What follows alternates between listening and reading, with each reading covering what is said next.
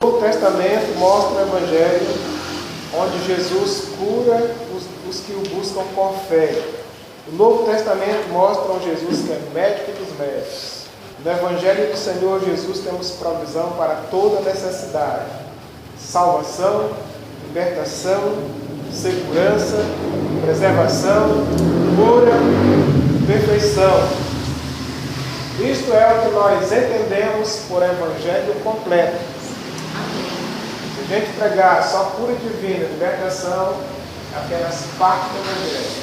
Se nós pregarmos apenas que Ele perdoa os pecados e leva para o céu, é parte do Evangelho.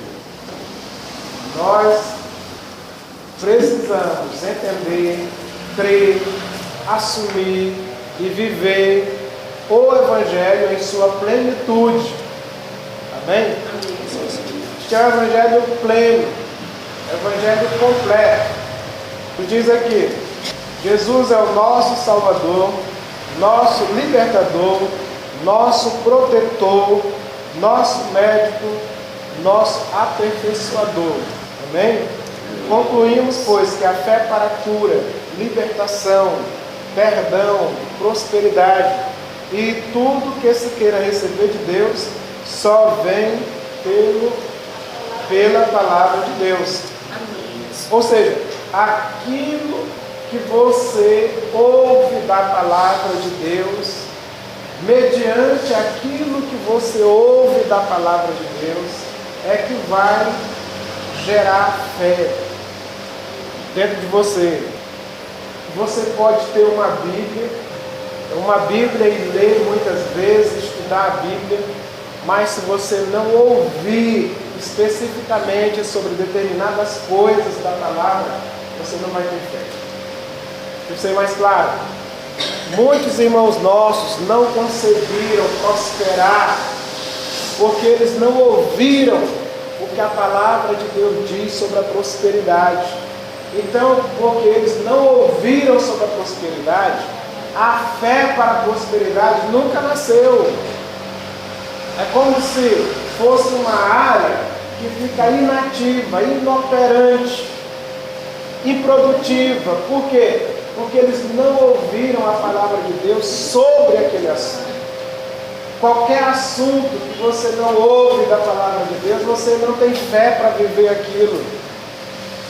Então, o que era dito pelos pregadores anteriormente, a maioria deles, era que nós tínhamos que nos contentar com poucas coisas, porque a riqueza era perigosa, porque Jesus foi humilde, não teve nenhum luxo, então a gente tinha que viver dessa mesma forma, porque eles confundiam riqueza com pecado, pobreza com humildade.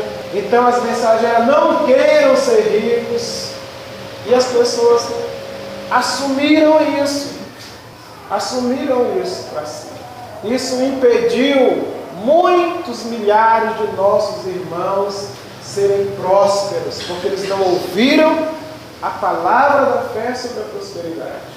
Tudo que eles tinham fé, e ainda bem que tiveram fé para isso, era para ser perdoado dos seus pecados, suas transgressões, o pior que fosse, e ir para o céu, que é a coisa mais excelente que se pode ter pela fé.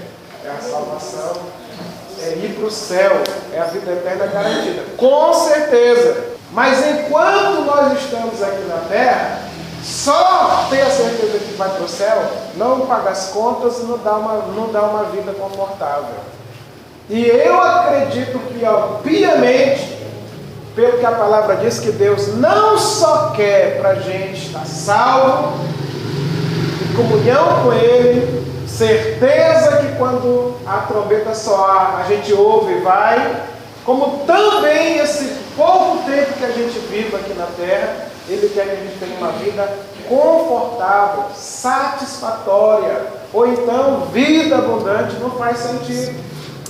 A expressão vida abundante não faz sentido. E quem pregou antes de nós pregava vida abundante, era vida no céu. Quando a gente chegar no céu, quer dizer, até que a gente chegue no céu, Não importa como nós estamos vivendo aqui, Deus não está preocupado com isso. É claro que Ele está, meus irmãos.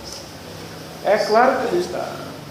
Se você viver 10 anos, 20, 30, 50, 70, 100 anos, Deus não quer que você viva aos trancos e barrancos. Deus não quer. Eu tenho certeza que Deus não vê com alegria os que não servem, que zombam da cara dele, que nessa hora está lá na cerveja, mandando palavrão, na maior orgia, tendo melhor para viver, e o filho dele sem ter. Eu tenho certeza que Deus não vê isso com o coração alegre. Principalmente pelo fato do filho dele, o nosso irmão mais velho, Jesus, ter pago o preço, depois que ele pagou o preço que pagou, para a gente ainda viver desse jeito. Nós não estamos entendendo ao ponto de fazer valer o sacrifício dele. O sacrifício dele foi tão grandioso que, além de nos dar a garantia e a certeza de adentrarmos aos céus, nos dá também todos esses outros benefícios em abundância, em sua plenitude. Em sua plenitude. É preciso que você entenda isso. Mas a fé não vem a respeito daquilo que você não ouviu. Muitos irmãos nossos, hoje, graças a Deus, no Brasil pelo menos, tem muitos ministros de cura divina e de libertação. Muitos. Porque a obra de Deus está na palavra dele, e se um não crê, Deus levanta outro que crê. Mas muitos irmãos nossos viveram padecendo enfermidades, escravizados pelos demônios, espírito de enfermidade, escravizados, cativos mesmo, de cara no chão, a vida inteira sem poder gozar a saúde, e ainda dizendo, seja feita a vontade de Deus. Porque o que eles ouviram, o que eles criam, era resultado do que eles ouviram. E o que foi que eles ouviram? Que às vezes é a vontade de Deus que a pessoa fique doente, que a pessoa tem que suportar, porque pode ser a vontade de Deus. Então eles aceitavam. Foi preciso Deus levantar outros homens que começaram a pregar: não é a vontade de Deus, não é a vontade de Deus que você fique doente. Deus lhe quer com saúde. Jesus levou as enfermidades. Aí começou a ser gente curada, às centenas e aos milhares. Quantos crentes hoje erguem a mão e agradecem a Deus? Quantos? Pelo ministério de homens como missionário Soares e outros homens que começaram a pregar: não é a vontade de Deus você ficar doente, a doença não é sua, não é sua, não é sua, não é sua. Mas os crentes, por que eles aceitavam isso? Porque foi o que eles ouviram. Não, olha, até quando tu for orar, tu tem que orar assim: Senhor, se for tua vontade, cura o teu servo. Se não for, não tem essa de se não for. Por quê? Porque a vontade dele é nos curar, assim como é a vontade dele nos perdoar os pecados e levar para o céu. É a mesma, é o mesmo plano. É o mesmo plano. Amém? Eu estou tentando com isso, exemplificando, para que você entenda que você nunca terá fé a respeito de uma coisa que você não ouviu. Eu não creio nisso. É porque você nunca ouviu nada sobre isso, você não sabe nada sobre isso. É por isso que você não crê e fica duvidando. E tem em sua vida a resposta das suas dúvidas. O produto das suas dúvidas estão na sua vida. Agora, quando você entender o que a palavra de Deus diz a respeito desse assunto, quando você ouvir o que a palavra de Deus diz a respeito desse assunto, então vai vir a fé. Nesse caso específico, nessa situação específica, vai vir a fé. Você vai crer, e Deus só tem uma alternativa: responder a sua fé. A fé só vem mediante aquilo que a gente ouve. Por isso que eu encerro aqui essa lição com a frase do reverendo Murdock, dizendo: o que você ouve determina aquilo que você crê. Amém? Como é a frase? O que você ouve determina o que você crê, o que você ouve determina o que você sente, o que você ouve determina os teus fotos, o que você ouve determina os teus sentimentos. Tudo é pelo princípio do ouvir. Veja como isso é importante. O princípio do ouvir. Por isso que a fé, tão preciosa como é, não vem em resposta às orações, mas vem pelo princípio do ouvir. Com o coração se crê. Romanos 10:10 diz que com o coração a gente crê, mas com a boca a gente confessa sobre a salvação, a respeito da salvação. Então, com o coração você crê e com a boca você confessa. Isto é um processo onde uma coisa depende da outra. Você confessa aquilo que o seu coração crê. Geralmente é assim. Você acha que uma pessoa sai lá de Picos e vem andando aqui para trazer presente para o Ribamar, ali para aquela estátua que tem o nome de Ribamar? Por quê? Porque o coração dela crê. E ela diz: eu vou lá pagar a minha promessa. Eu vou lá pagar a minha promessa. O coração dela crê. Aquilo que você crê, que o seu coração crê, é aquilo que jorra pela sua boca. Então, com o coração a gente crê, mas é com a boca que a gente confessa. E essa questão de confessar, ela também revela para nós um outro princípio poderoso. Que princípio é esse? É que as coisas, elas são, digamos assim, chamadas, convocadas a funcionar mediante aquilo que nós dizemos. Existem certas funcionalidades na vida que dependem daquilo que você vai dizer. De sorte que nós já resumimos isso numa seguinte frase: a tua confissão é a tua herança. Você terá aquilo que você constantemente, frequentemente diz, porque quanto mais você vai repetindo, mais a sua mente absorve isso, o seu cérebro absorve isso, o seu espírito absorve isso, seja positivo ou negativo, e vai acabar chamando, materializando, dando substanciação aquilo que você repete com frequência. Uma hora dessa eu faço uma dor disso. Uma hora dessa eu faço uma dor disso. Uma hora dessa eu faço uma dor disso. Quando você vê, você está vendo o sol nascer quadrado lá na grade.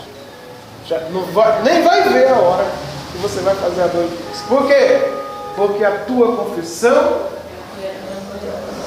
então você tem que se policiar. Por que ao invés disso, eu vou fazer uma coisa sábia, eu vou fazer uma coisa grandiosa, eu vou fazer uma coisa de gente inteligente? Por que você não faz assim? Hein? Já que a confissão gera possessão, por que você então não utiliza este princípio poderoso para gerar benefício para você? Como eu sou burro, como eu sou tapado, como eu sou burro, como eu sou tapado, e mais tapado vai ficar. Porque é isso que você está dizendo com frequência. Você está assumindo isso para você. Você está se filiando a isso. Você está se submetendo a isso. Você está se alienando a isso. Mas eu não sou burro. Deus me fez inteligente. O Espírito Santo está em mim. Ele vai me lembrar. Ele vai me fazer aprender. Ele vai me mostrar onde é que está. Ele vai me dar uma luz. Ele vive em mim. Tua confissão é herança. Você pode determinar o tamanho da sua herança. Pergunta carinhosamente ao irmão que está do seu lado: que tamanho é que você quer a sua herança?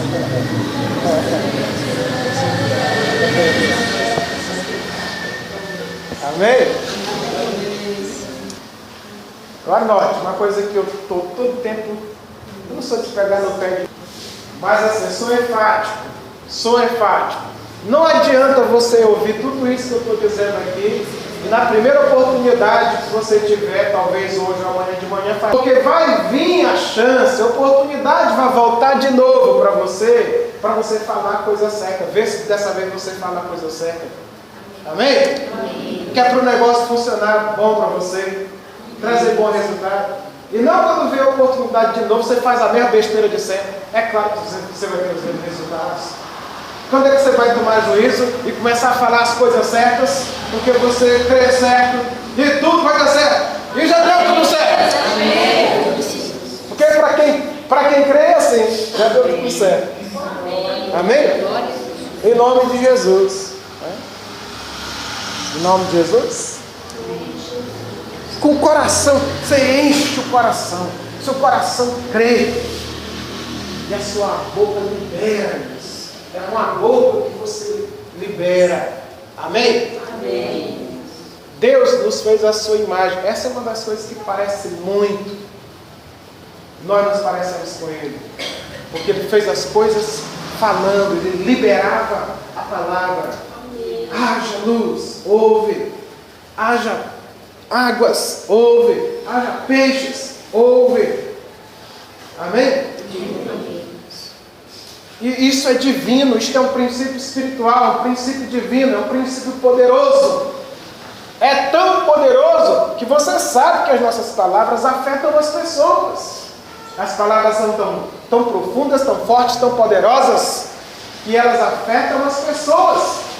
Positiva ou negativamente, elas afetam as pessoas, sim ou não?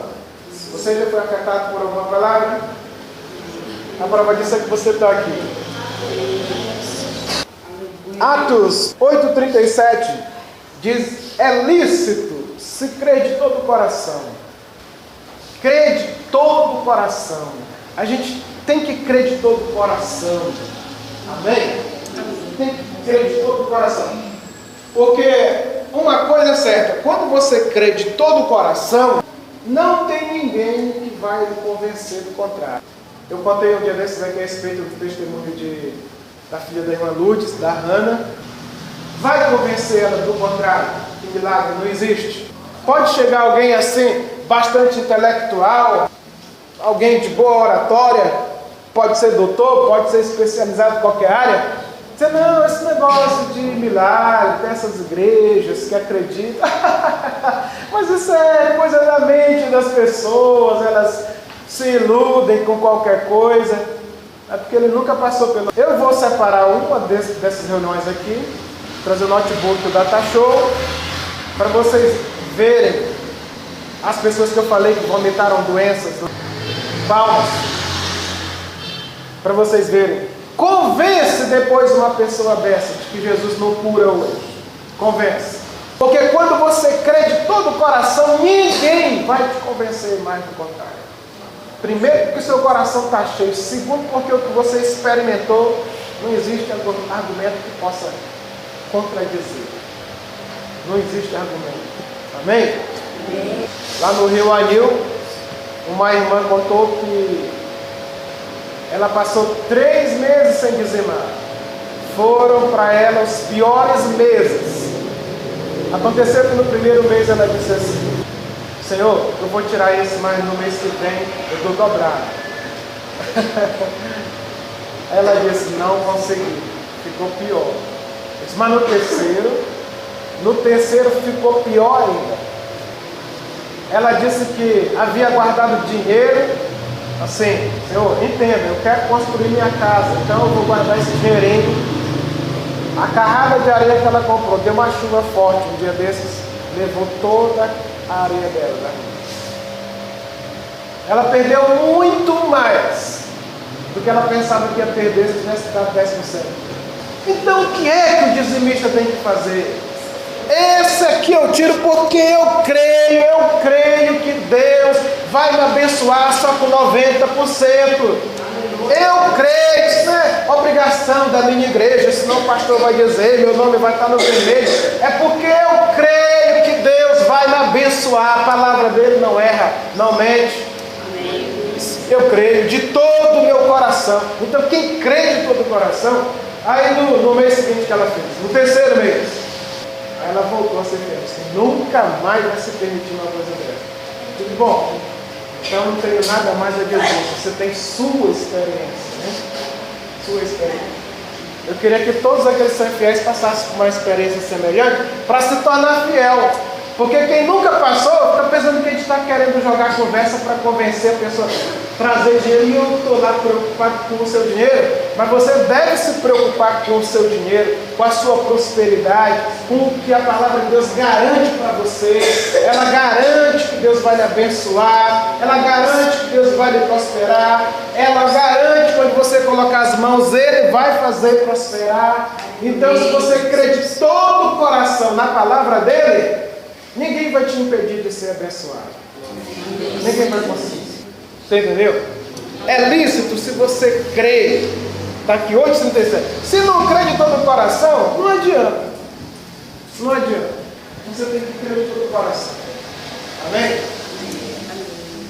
Isso é crer para ser curado. É crer para dizimar. É crer para ser, vou evangelizar e vou ganhar a alma de fulano e tal. Eu não desisto enquanto eu não ganhar. É crer para receber o batismo com o Espírito Santo. Você tem que crer de todo o coração. Aleluia. É crer para os dons de Deus. Eu creio que Deus revela hoje. Eu creio que Deus fala hoje. Eu creio que Deus faz milagres criativos hoje. Você tem que crer de todo o coração. Aleluia. De todo o coração. Quando o homem perguntou, eu posso descer as águas, tal, não é o apóstolo Filipe, evangelista, posso descer as águas, é lícito se você crê de todo o coração. O que me quer dizer? Se não é de todo o coração, não adianta se molhar, não adianta se molhar. Vou te molho aqui e vai dar em nada, que nem muitos que eu já molhei, né? Porque não crê, você tem que estar resolvido. O que eu quero mesmo é batizar, eu quero servir a Deus de verdade, eu quero servir a Deus na fidelidade. Eu quero a minha vida total e completa nas mãos de Deus. Eu quero ser usado. Eu não quero mais esse mundo velho. Eu quero a presença de Deus. Eu creio de todo o coração. Aí a gente, em nome do Pai, do Filho e do Espírito Santo. Aleluia. Amém? Assim, não sei. Vai. Que isso? Você não cair, não empurra não. Que ele não crê em todo o coração, não crê em nada. Deixa até que ele se decida, que ele acredite mesmo que é para Deus abençoar. Porque assim, eu creio ou não creio, não tem neutralidade. Você tem que entender isso. Não tem neutralidade. Deus não entende. Deus só entende uma coisa: ou você crê ou você não crê. Deus não entende neutralidade. Deus é muito misericordioso, incomparavelmente, indescritivelmente longânimo. Mas tem coisas que Deus é muito claro. Muito claro. Decidam hoje a quem vocês vão servir. Se Baal é Deus, sigam. Mas se é o Deus de Israel, abandone Baal, quebre tudo em quanto é estado, toca fogo em tudo em quanto é coisa. Não é que isso aqui a minha avó me deu essa fitinha. Aí quando eu vejo assim, eu sinto no coração. Não é que eu estou deixando de crer em Deus, mas não presta mais para nada. Revista velha, fotografia velha, nada essa coisa. Isso é quando eu fiz a minha crisma, minha primeira comunhão. Toca. Se Baal é Deus, mas continua seguindo ele. Mas se tu descobriu que Baal não vale nada, que ídolos, quem serve a ídolos serve a demônios, você sabe que agora só tem um único e verdadeiro Deus que serve em espírito e verdade. Então sirvam de todo o coração. Só eles, nada mais. Só eles. É lícito se você crê de todo o coração. É lícito se você crê de todo o coração. Se você não crê de todo o coração, ainda está, como disse o profeta Elias, cocheando entre dois pensamentos, né? Até quando vocês vão ficar cocheando entre dois pensamentos? Ô Deus de Israel, ô Baal, ô Deus de Israel, ô Baal. Até quando você vai ficar cocheando entre dois pensamentos?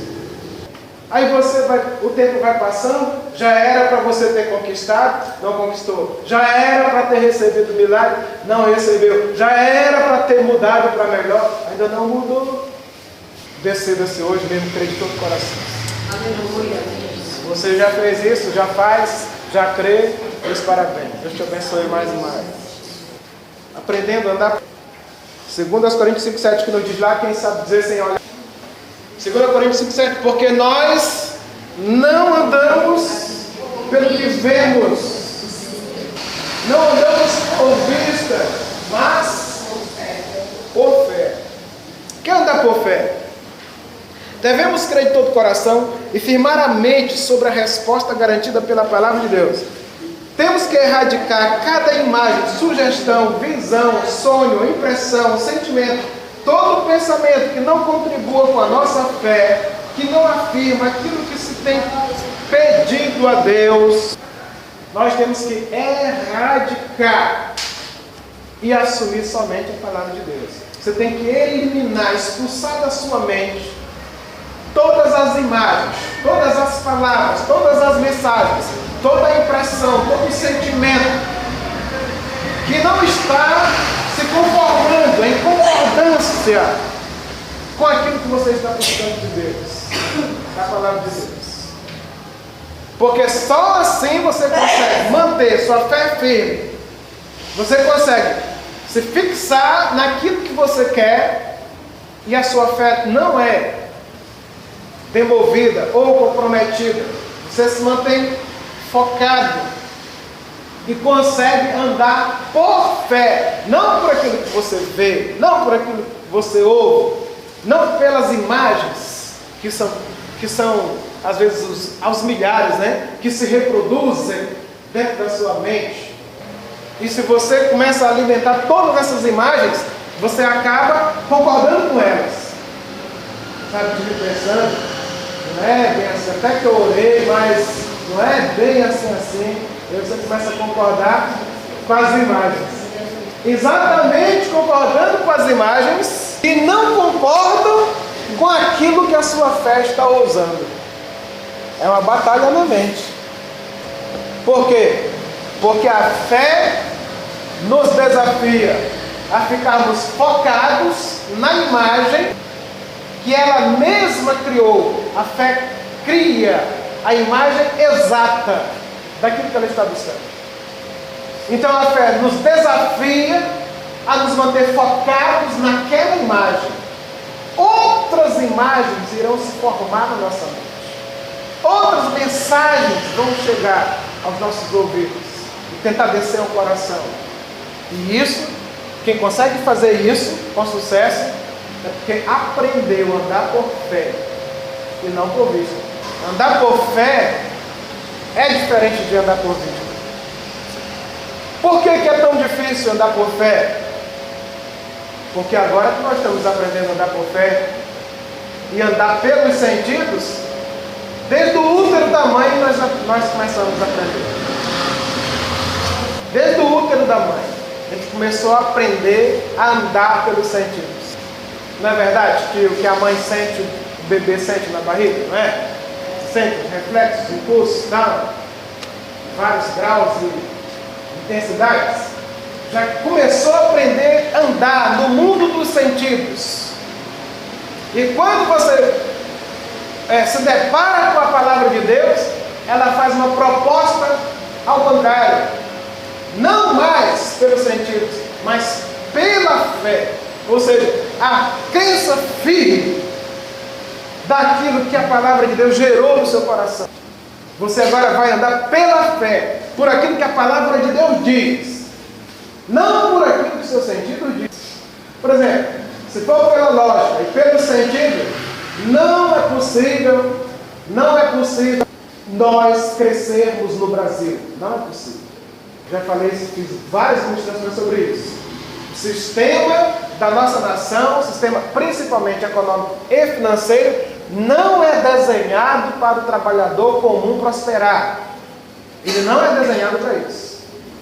Pela lógica, não há possibilidade de ninguém espere crescer nisso. Note que a aposentadoria é com a ideia de que você vai viver até o dia que conseguir, se conseguir se aposentar e talvez receber a primeira mensalidade.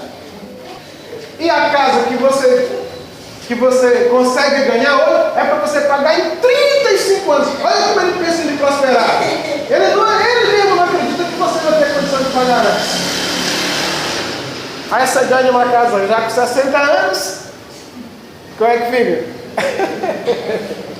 Esse sistema é quebrado e maligno. Não é que a nação não seja rica, é um sistema que não é desenhado para você prosperar. Então, se você for pela lógica, pelo raciocínio, pelos sentidos, pelas circunstâncias, você nunca vai prosperar. Mas se você tiver a ousadia na palavra e entender o sistema de Deus para prosperar os seus filhos, você vai prosperar, porque o sistema de Deus não depende do sistema do Brasil, nem de qualquer nação terrena. Não depende. Você sabe de tantas histórias de pessoas que já foram tão pobres e hoje estão tão ricas pela fé na palavra de Deus, pelo que elas entenderam da palavra de Deus e usaram a sua fé. Diferença entre quem aprende a andar por fé e quem anda pelos sentidos. Você está entendendo? Eu não vou contar testemunhos porque leva muito tempo. Deixa para o dia que a gente tira a sessão só para testemunhos. Eu conto alguns. Amém. Ó, mais um. Inclusive, por favor, passe para a irmã Elismar para a gente colocar no site lá. Por falar em site, quem viu o site do Seminário da Fé essa semana? Seminário da Fé? Amém. Glória a Deus. Da Missão Mundial da Nova Vida. Da missão. Ó, eu precisei de mais 3 pessoas para a gente fazer 1000 visitantes. Nós tivemos, parece-me que agora dia 14, ou foi dia 13, 955 visitas num dia.